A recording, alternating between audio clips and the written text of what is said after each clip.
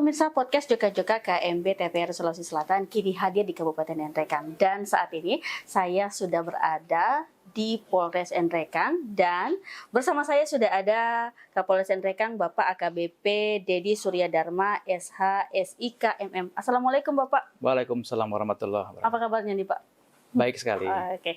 Pak, mungkin kedatangan kami ke sini untuk menanyakan terkait pelaksanaan pilkada yang nantinya akan bersama-sama kita laksanakan di bulan November mendatang.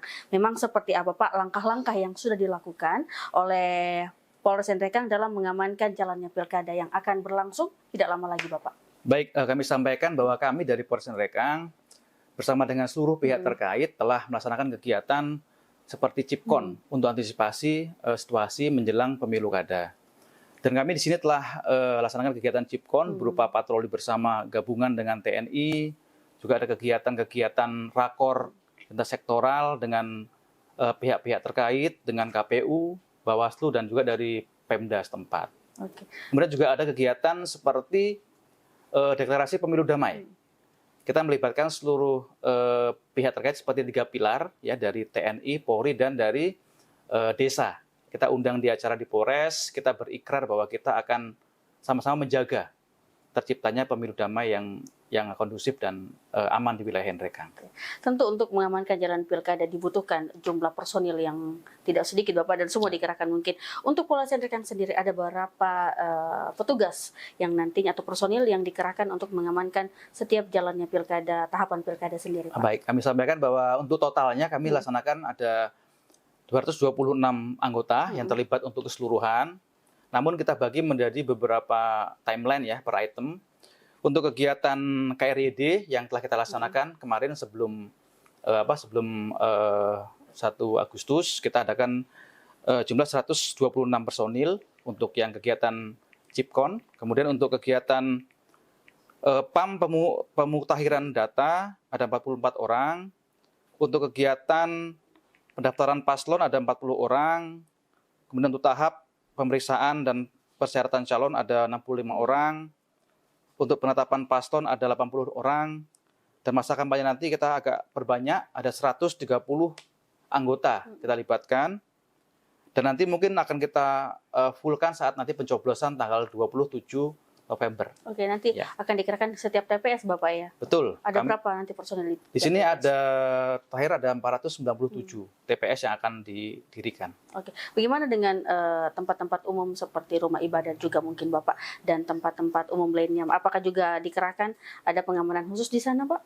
Seperti ibadah emang kita selama ini kita sering kegiatan untuk kegiatan mungkin seperti Jumatan. Anggota kami arahkan sebagai pembicara atau pendakwah di sana. Intinya agar masyarakat mungkin dari sisi religi ya, baik di masjid maupun di gereja-gereja, kita sampaikan agar masyarakat membantu kami agar tidak menjadi tempat untuk politik di tempat ibadah itu. Seperti itu. Jadi diupayakan bahwa rumah ibadah lah tempat yang terbebas ataupun menjadi tempat yang betul-betul didirikan sebagai untuk tempat ibadah, ya, betul. Bukan untuk berpolitik, bukan untuk kampanye dan lain-lain. Politik praktis Bapak ya. Yang ingin saya tanyakan adalah baru saja Bawaslu Republik Indonesia mengeluarkan data bahwa Provinsi Sulawesi Selatan sendiri katanya masuk dalam daerah rawan konflik selama pilkada. Apakah ada beberapa kabupaten kota di dalamnya? Apakah Kabupaten Nrekang termasuk sebagai daerah rawan konflik atau seperti apa? Betul. Jadi saya sempat juga data dari Polda kemarin, dari Roa Polda, bahwa ada beberapa daerah kabupaten di Sulsel yang klasifikasi rawan, merah, 3 klasifikasi, merah, kuning, dan hijau. Namun kita masuk dalam klasifikasi hijau. Artinya wilayah kita di Nrekang cukup aman. Mungkin selama ini apa yang membuat daerah Kabupaten Nrekang ini sebagai daerah yang aman dari konflik pilkada sendiri menurut pantauan Bapak? Yang pasti saya juga cukup berbangga ya, karena warga Nrekang ini orangnya sangat tertib hukum. Jadi bukan sebagai masyarakat yang provokatif. Kemudian juga yang kami juga sampaikan bahwa dari semua pihak, dari stakeholder terkait, sama-sama kita menciptakan situasi yang kondusif. Seperti kita menggalang masyarakat, kemudian juga kita langsung ke masyarakat, kita ajak mereka berbicara bila ada masalah-masalah di masyarakat. bisa berbicara langsung pada kami kepolisian maupun dari pihak-pihak terkait. Oke. Jadi selama ini memang ada tindakan persuasif yang juga humanis juga dilakukan oleh Polres Ngendrikan sendiri, Bapak. Apakah seperti itu? Kita Jumat curhat, ya. Jadi kan mungkin itu kegiatan yang sudah nasional ya dari Bapak Kapolri. Ada Jumat curhat itu yang kita menampung semua aspirasi masyarakat. Keluhan mereka kita terima, nanti kita berikan solusi apa yang kira-kira bisa kita berikan masukan pada masyarakat. Dan kita juga sering kegiatan mengundang tokoh-tokoh. Jadi tokoh-tokoh masyarakat kita undang maupun saya pun langsung ke masyarakat untuk sowan atau sambang ke tokoh-tokoh masyarakat. Bagaimana tingkat penerimaan masyarakat, Bapak, dengan adanya Jumat curhat itu, seperti mendekatkan polisi, petugas dengan masyarakat? Seperti apa penerimaan? Sangat antusias sekali, sangat senang, dan mereka mungkin kan terbatas dengan ruang dan waktu ya. Ketemu dengan kita mungkin jarang-jarang, akhirnya begitu kita buka forum seperti itu, mereka sangat antusias. Bahkan ada yang nanya sampai masalah pribadi mereka juga. Tapi kita harus berikan solusi bagi mereka. Takutnya kan selama ini memang citra polisi itu agak tegas sebagai petugas dan mungkin sisi-sisi humanis yang ingin yang diperlihatkan kepada masyarakat. Nah, itulah yang kita tonjolkan bahwa kita juga bukan orang yang instansi yang juga yang terlalu formal, tapi kita juga bisa fleksibel lah. Bagaimana harus di masyarakat harus bagaimana supaya masyarakat tidak kaku dengan kepolisian. Oke. Pak, ini terkait, kita kembali lagi ke topik kita selama pilkada ini, Bapak. Ada beberapa tahapan yang sudah kita lewati, dan yang paling banyak nanti akan mengumpulkan massa itu pada masa pilkada kampanye nanti, dan juga pemungutan suara yang melibatkan banyak massa. Seperti apa Pak antisipasi dalam 2 tahapan ini yang akan melibatkan banyak masyarakat, Bapak? Oke, jadi kami sampaikan ini pengalaman sebelumnya ya, waktu saat pemilu Pilpres kemarin dan Pileg kemarin. Di sini saya lihat mulai ada pergeseran model kampanye. Darinya awalnya dulu sering terbuka di lapangan rame-rame mengundang massa, tapi sekarang kayaknya lebih cenderung pada kegiatan seperti pertemuan di rumah-rumah, door to door, mereka seperti itu. Karena mungkin lebih efektif bagi mereka. Tapi kami siapkan juga untuk antisipasi bila ada kegiatan terbuka, kami juga siapkan anggota. Ya pasti kami akan minta jadwal pada mereka dan kami akan sortir. Saya usahakan nggak ada ketemu hari H yang sama. Misalkan dari paslon A dengan paslon B, kita usahakan nggak ketemu hari itu. Dan jangan sampai bersamaan acaranya. Biar nanti tidak timbul nanti pertemuan, ada konflik dan lain-lain. Oke. Bapak tadi bilang bahwa ada pergeseran mulai sekarang. Dan yang perlu diantisipasi juga adalah sekarang zaman digitalisasi, Bapak. Betul. Semua banyak informasi yang didapatkan lewat internet, lewat gawai. Seperti apa Bapak antisipasi? Apalagi mungkin saat-saat ini adalah ramai beredarnya informasi hoax. Apakah itu juga turut menjadi bentuk perhatian dan antisipasi yang dilakukan oleh Polres Pindrang? Ada langkah khususnya, Bapak? Baik, kami pasti dari tim kami ya, kami juga membentuk tim cyber di Ngendrikang, itu dari anggota Humas, Reskrim dan anggota Intel. Kita tempatkan memang dia untuk mengawasi bagaimana situasi perkembangan sosial media. Mereka akan selalu memonitor nih, misalkan ada berita yang viral nih kan, ada isu ini, kita pantau nih, ini masuk ke hoax apa enggak. Jadi kita akan verifikasi, kita sampai juga kepada Humas Polda, ini seperti ini beredar seperti ini, apakah hoax ataukah emang ini berita yang valid begitu. Nanti kita klarifikasi masyarakat bahwa ini adalah berita hoax. Begitu. Apakah saat ini sudah ditemukan atau hanya antisipasi Bapak saat ini? Sementara belum ada di Ngendrikang, belum ada. Oke. Terkait untuk selama masa kampanye nanti yang perlu menjadi perhatian bersama adalah politik uang. Semua pihak kita harus menjadi politik yang bersih, Bapak. Dari Polres Pindrang sendiri seperti apa ikut bersama-sama dengan pihak bahwa menghindari adanya politik uang di negeri kita sendiri, Bapak? Baik, jadi kami sudah mengantisipasi ya. Kami punya namanya tim Gakumdu, gabungan antara kejaksaan, polisi, dan dari Bawaslu. Jadi kita sementara ini masih solid, kita masih sering koordinasi dengan mereka untuk mengantisipasi pelanggaran daripada pilkada nanti. Jadi memang yang rawan adalah politik uang. Yang paling mudah adalah mereka itu dengan cara bagi-bagi uang kan. Seperti mungkin sempat viral di pemilu kemarin, ada ibu-ibu yang membagi-bagi uang pada masyarakat, tapi karena mungkin tidak sesuai harapan, akhirnya marah-marah di media. Kita sudah antisipasi bahwa kita nanti akan terus memantau pada tokoh-tokoh masyarakat. Mungkin juga kita menggunakan pihak-pihak dari desa sendiri, ya, adakah masyarakat di desa yang sempat terdengar bagi-bagi uang dan lain-lain. Nanti kita akan kedepankan Gakumdu untuk memverifikasi. Oke. Ya. Agak menarik ini Bapak tentang adanya Gakumdu ini kan terkait koordinasi dengan pihak-pihak terkait, Ya. ada tadi Kejaksaan, Polri, dan dari Bawaslu. Selama ini selain untuk politik uang, apa-apa saja menjadi proses atau fokus perhatian dari Gakumdu ini sendiri Bapak? Banyak. Jadi ada mungkin netralitas, Oke. ya, kemudian juga adanya isu ASN mungkin yang memihak paslon tertentu, makanya kita selalu koordinasi. Mungkin beberapa kejadian sebelumnya ada anggota yang sempat ikut kampanye dan lain-lain, makanya kita harus antisipasi. Oke. Selain mungkin netralitas dan juga politik uang, apalagi potensi pelanggaran yang menjadi fokus perhatian dari Polres Pindrang dan juga pihak-pihak terkait sendiri Bapak? Bisa seperti hate speech, ujaran kebencian, kemudian juga mungkin perusakan baliho-baliho yang merusak milik paslon lain, dan banyak lain mungkin yang pelanggaran daripada pemilu kada yang ini bisa terjadi. Untuk penyelenggara sendiri Bapak, seperti Bawaslu dan juga KPU hingga saat ini, seperti apa proses koordinasi dan juga kerjasama sinergitas yang sudah terjalin? Untuk kami dengan KPU seringkali kita koordinasi, utamanya pada kegiatan-kegiatan yang akan dilaksanakan. Misalnya besok ada kegiatan verifikasi data, kita selalu diundang untuk mengamankan, untuk mendampingi dan lain-lain. Dan juga untuk pengamanan logistik yang pasti untuk dengan KPU, karena kan kalau logistik harus kita amankan nih, di gudang-gudang logistik, karena takutnya ada yang merusak dan lain-lain.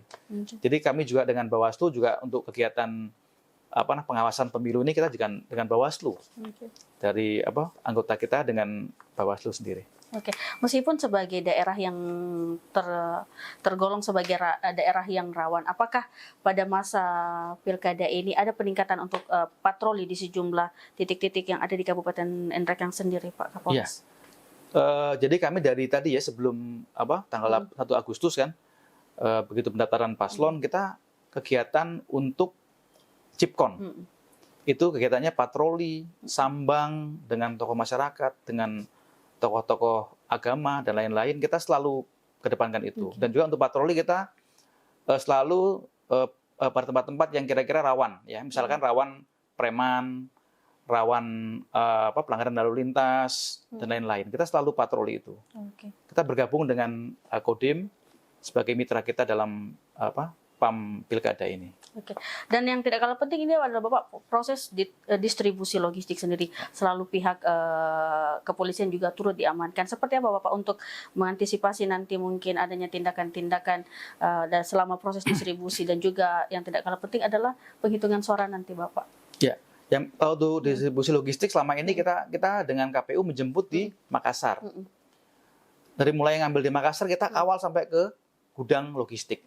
Nah, terus nanti juga pas saat diverifikasi, dicek mana yang rusak-rusak, kita juga kan ada yang ngepam di lokasi gudang maupun di kantor KPU sendiri kita amankan. Nah, kalau untuk pencoblosan sendiri Bapak atau penghitungan suaranya sendiri Pak seperti apa? Apakah juga tetap selama di TPS nanti petugas dari Polres Nrekang ini ada di lokasi hingga penghitungan suara? SOP-nya ada. Tapi gini kan kadang-kadang kekurangan anggota di sini Mbak ya. Jadi kita mungkin nanti akan membuat beberapa pola untuk pengamanan daerah TPS itu sendiri. Kita telah buat ada 4 CB cara bertindak ya. Yang pertama 212 artinya 2 TPS 1 anggota, kemudian 4 linmas. Terus kemudian untuk yang daerah rawan itu kita buat pola 248. Artinya 2 polisi menangani 4 TPS dan ada 8 linmas. Jadi intinya polisi menyesuaikan dengan situasi wilayahnya sendiri, tapi untuk linmas itu harus minimal 1 TPS 2 anggota linmas. Itu. Bapak, kalau yang tidak kalah penting juga adalah pengamanan untuk para peserta pilkada sendiri. Apakah ada proses pengamanan untuk para peserta pilkada di Kabupaten Nrekang? Ada berapa calon mungkin Pak yang ada di sini, dan seperti apa pola pengamanan kepada mereka? Nah, jadi memang SOP-nya untuk pengamanan bagi para paslon ini sendiri, kita amankan untuk 1 orang paslon itu ada 4 walpri ya, pengawal pribadi. 2 untuk bupati dan dua untuk wakil bupatinya. Jadi 2 bupati, 2 wakil bupati. Jadi 1 paslon ada 4. Ini ada 3 paslon, jadi kita siapkan ada 12 walpri untuk mengawal para paslon ini. Oke. Pak, mungkin yang akan menjadi pertanyaan saya dan juga masyarakat ini adalah yang tadi Bapak sempat sebutkan juga ada netralitas ASN. Tentu netralitas petugas kepolisian juga turut diminta pertanggungjawabannya oleh masyarakat. Seperti apa Bapak melihat sebagai pimpinan untuk menjaga netralitas para anggota selama masa pilkada ini, Bapak? Ya, jadi sesuai dengan perintah dari pimpinan dan itu sudah menjadi SOP ya, bahwa untuk ASN dan Polri nggak boleh kita berpihak ataupun condong pada salah satu paslon tertentu. Jadi kita harus netral. Jadi kami juga sudah seringkali sampaikan saat apel pagi. Kami juga sudah buat surat telegram ke jajaran bahwa anggota tidak boleh ada yang berpihak. Kita mesti netral. Nggak ada anggota yang ikut kampanye, ikut mendukung paslon, nggak boleh. Jadi kita emang amankan aja tugasnya. Kalau ditemukan Pak, seperti apa tindakannya? Ada konsekuensi hukum yang akan diterapkan, yaitu sesuai dengan aturan yang berlaku. Akan diperiksa oleh Propus untuk dimintai pertanggungjawaban perbuatannya itu sendiri. Kalau untuk pelatihan khusus Bapak selama pilkada ini, apakah rekan-rekan di Polres Pindrang sendiri mendapatkan pelatihan khusus atau ada program-program khusus kepada teman-teman di Polres Nrekang sendiri untuk menjalankan? Ada. Jadi kita kan ada latpraop ya, latihan praoperasi itu kita 2 kali kegiatan. Pertama oleh Polda, kedua oleh kita sendiri di Polres. Jadi kita memang latih anggota. Nanti ada cara bertindak seperti apa untuk mengamankan di wilayah, di lokasi, dan juga kita telah berkegiatan Sispam Kota kemarin. Kami adakan di depan kantor KPU, kami libatkan dari TNI, dari Pol PP, dari Damkar, dari KPU Bawaslu juga kita libatkan untuk lihat langsung bagaimana pola pengamanan Sispam Kota kita bila ada kejadian yang tidak diinginkan. Seperti itu. Kalau tadi melihat koordinasi sudah berjalan dengan baik dan juga maksimal, tentu perlu kita melakukan edukasi kepada masyarakat karena terbatasnya mungkin petugas dan juga personil yang dimiliki oleh Polres Nrekang. Seperti apa Bapak pola edukasi yang diberikan kepada masyarakat untuk bersama-sama menjaga ketertiban jalannya pilkada di Kabupaten Nrekang ini, Bapak? Baik, jadi kami melatih mendidik masyarakat dengan 2 metode ya. Pertama langsung face to face dengan masyarakat, kedua kita menggunakan media sosial. Jadi kita punya Instagram Polres Nrekang, itu sering kita himbau pada masyarakat agar menjaga Kamtipmas selama nanti pemilu kada. Terus kalau kita face to face langsung door to door. Babin Kamtipmas saya perintahkan agar kamu selalu putar di wilayahmu itu, ya. Masyarakat datangi rumah per rumah. Kalau ada masyarakat yang belum tahu bagaimana harus berbuat selama pilkada, tidak boleh membuat keributan dan lain, kita sampaikan ke rumahnya. Jadi mungkin ada potensi-potensi warga yang mungkin agak vokal-vokal ya, agak mungkin radikal atau gimana, sampaikan langsung. Tapi juga kami juga di sini ada napiter nih, ada 5 napiter kan yang sudah selesai dari hukuman. Saya suruh kawal oleh anggota Intel, dampingi, dibimbing betul mereka agar ikut menjaga pemilu supaya aman dan damai.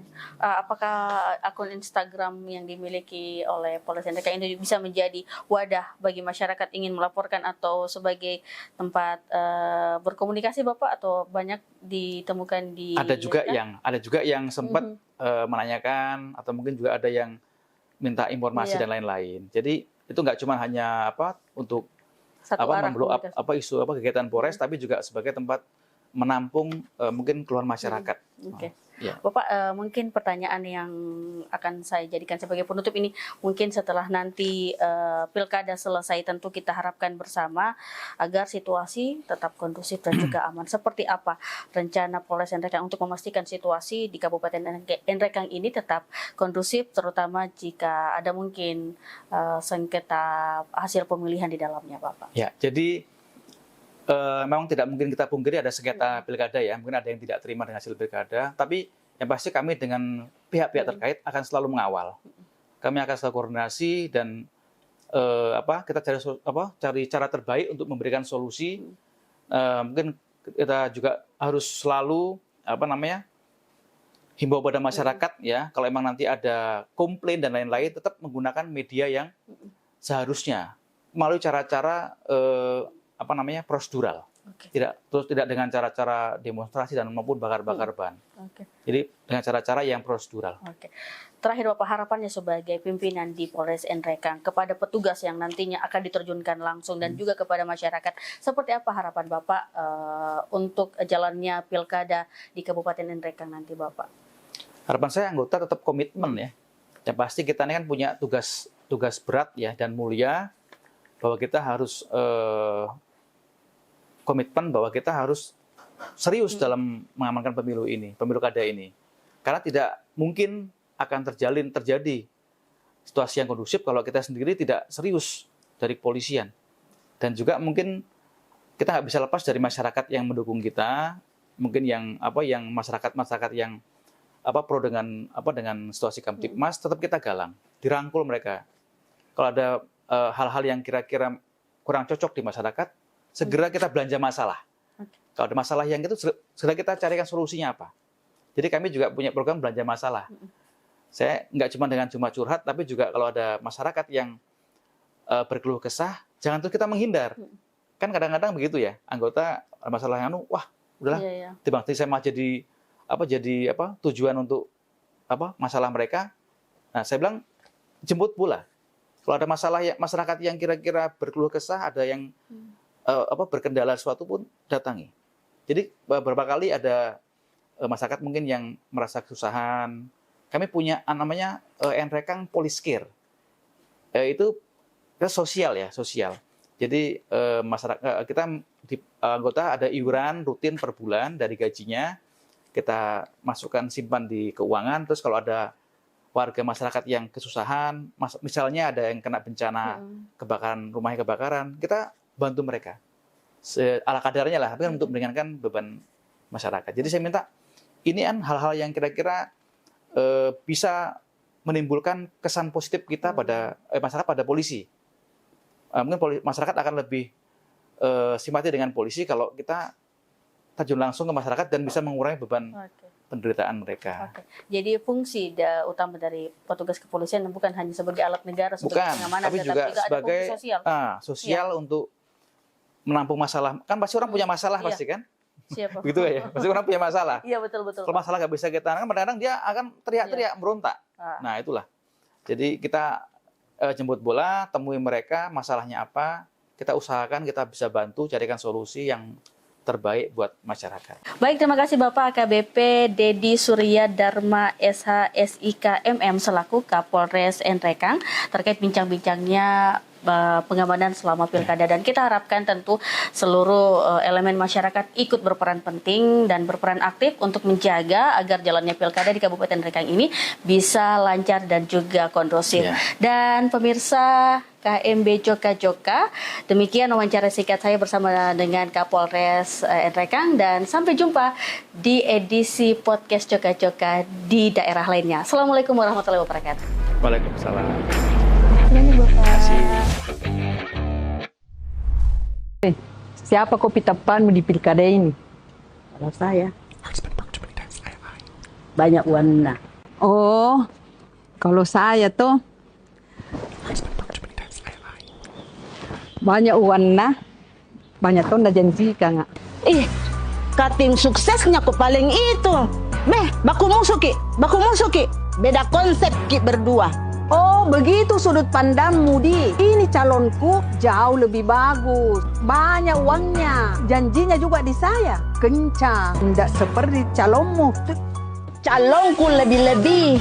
Amplopnya sudah di tangan, Bos. Ada tonji amplopku, sayang. Mana tuh lu bilang mau calonku, calonku orang kaya. Saya mana mobilnya? Ada mobilnya saya, Alphard. Astagfirullah Tanta, tidak bagusnya itu kalau pilkada kita cederai dengan money politik seperti ini. Itu bisa-bisa kita ditangkap loh. Kenapa kami long? Kenapa kau sibuk? Ini persoalan pilihan, Bos. Kita itu pilih pemimpin yang betul-betul peduli akan rakyat agar terciptanya pemilu damai. Bukan kayak begini. Mau miki baku gigi. Mau ke rusak perbestian tak hanya sekedar sebatas amplop. Jangan tante, ingat ki, istighfar banyak-banyak.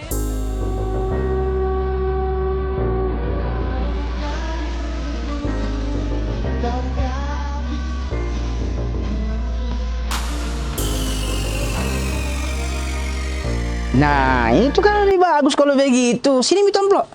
Ambil mini melong. Tidak ada bagusnya ini. Makasih tante. Begini lagi sih amplop nah. Baru-baru ini. Calon ceruk.